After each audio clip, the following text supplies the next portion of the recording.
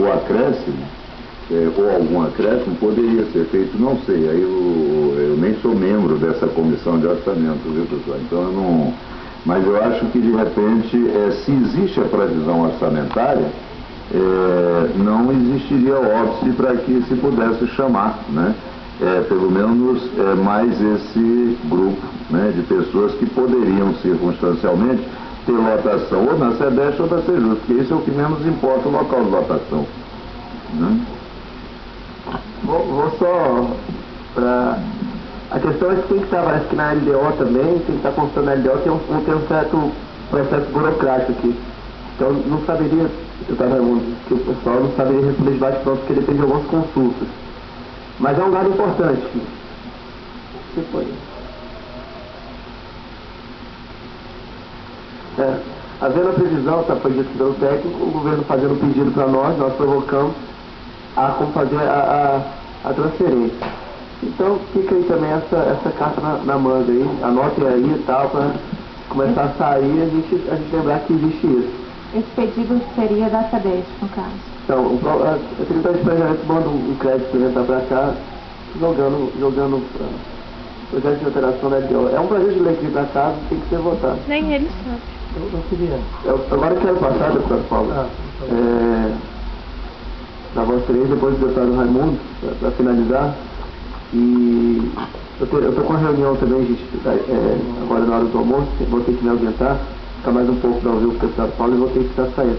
Mas muito obrigado e vou passar para o deputado Paulo Tadeu. Eu queria, primeiro desejar uma boa tarde a todos e a todas. E a Daniele, Raimundo Ribeiro, Cristiano Araújo, que preside essa audiência pública, e o subsecretário Ricardo. Primeiro, a gente quer reforçar de que a contratação desse conjunto de aprovados desse concurso faz parte de uma estratégia fundamental para o Distrito Federal no que se refere a uma política pública voltada para uma relação socioeducativa das nossas crianças, dos nossos adolescentes. A gente sabe da crise social por que passa a nossa cidade.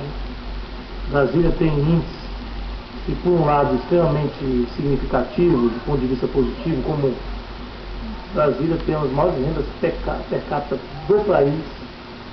Isso é um dado que a gente, hora e meia, se depara com isso, com essa divulgação. Por outro lado, temos um dos maiores, eu diria, fosso entre ricos e pobres. Nós temos na periferia de Brasília uma quantidade enorme de jovens completamente desempregados. E também ser uma alternativa real de inserção e de integração com a sociedade. O que gera uma crise social, e aí as pessoas sabem quais são as consequências dessa crise.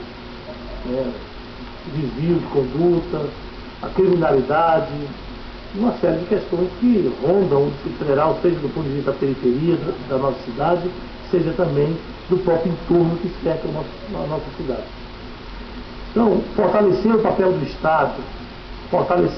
Estado como um papel estratégico no desenvolvimento de políticas públicas para essas crianças e para esses adolescentes é fundamental. E há que se fazer uma política integrada entre os conselhos tutelares, o Estado, as várias organizações não governamentais que atuam nesse setor. Então, há que se fazer realmente uma efetiva política pública para que a gente possa mudar esse quadro que está colocado. Aprofundar esse quadro, ele, na realidade, é um verdadeiro desastre para o Distrito Federal. Um verdadeiro desastre. E aí entra nesse processo de construção,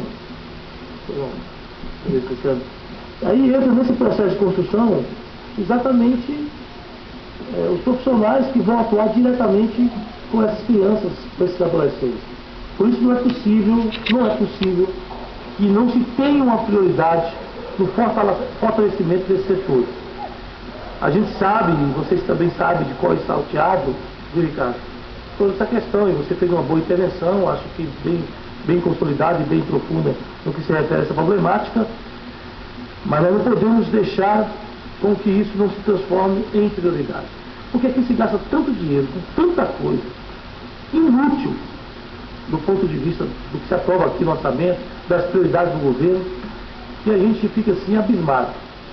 Mas um governador, um partido lança um candidato que lança um programa, esse programa é eleito democraticamente com esse candidato, e a gente acaba se deparando com situações assim, onde se investe mais numa festa do que num programa social de integração, de socialização dos nossos jovens e das nossas crianças.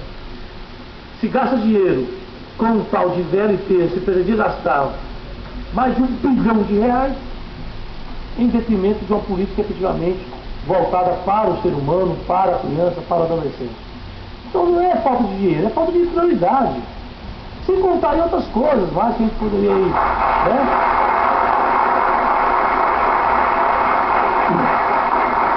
Sem contar, o Raimundo sabe bem que o Raimundo estava lá, eu sei que o quanto é difícil estar na secretaria como essa, brigando com outras secretarias, né? Secretaria de Planejamento, de Gestão, que só pensa naquilo, né? Só pensa naquilo. E a gente sabe como é que esse pessoal trabalha. Então não é fácil a área social atuar, né, num quadro como esse. A gente já tem os números, e a Vandeli, Paulinho aqui, Cristiano, enfim, Raimundo, a gente tem feito um trabalho, eu diria assim, muito profundo do ponto de vista técnico. A gente não está falando nada aqui que não seja em cima de embasamentos técnicos, com, claro, uma visão política do que significa isso. A contratação desse pessoal, hoje, significa 0,1% do que está previsto para o ano que vem, do ponto de vista orçamentário. 0,1%. Para a gente atender, né, aquele quadro de reserva, ampliando os números que estão aí previstos inicialmente conforme foi mandado pelo governo para a LDO de 2011, de 300, que é o caso da atendente, para 879, dos técnicos de 71 para 471, e também dos especialistas, como disse aqui a Daniela, de 71 também para 511. Isso significa 1%, 0,1% do orçamento do Distrito Federal. Não é só vontade política. Então assim, a gente pode, e aí já está aqui, inclusive, assinada pelo deputado Raimundo Ribeiro, por mim, pelo deputado Cristiano Araújo, será também assinada pelos demais membros da COF, essa emenda que na LDO estamos discutindo nesse momento, que passará a vigorar a partir de 1º de janeiro do ano que vem, já traz esse aumento da contratação de pessoal para os cargos que já citei. Inclusive nos números que aqui citei, 869, 471 e 511 no caso de especialistas. Então está aqui, a emenda está pronta, vai ser aprovada.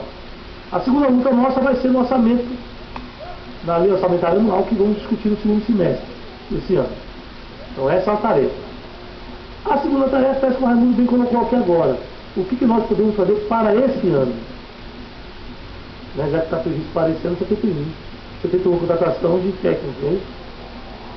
Então, o que nós podemos fazer esse ano, diante da situação que está colocada? Ora, nós sabemos que o governo, é verdade que o governo está chegando num limite preocupante de gasto de pessoal, mas não é desesperador não. Até porque isso aconteceu fruto de mudanças que o próprio governo inseriu na sua arrecadação. Vocês se recordam que IPTU, taxa de limpeza pública e outros impostos eram arrecadados logo no início do ano. Houve uma mudança de calendário na arrecadação desses impostos. Então é natural que haja uma diminuição nesse primeiro quadrimestre da arrecadação do Estado em relação aos anos anteriores. Mas nós estamos confiantes de que, na medida que o governo passa a arrecadar esses impostos a partir agora desses próximos dias e meses, essa situação financeira já vai ficar bem, eu diria assim, vai voltar aos números anteriores e vai dar ao governo uma folga considerável porque ele sempre trabalhou no Instituto Federal.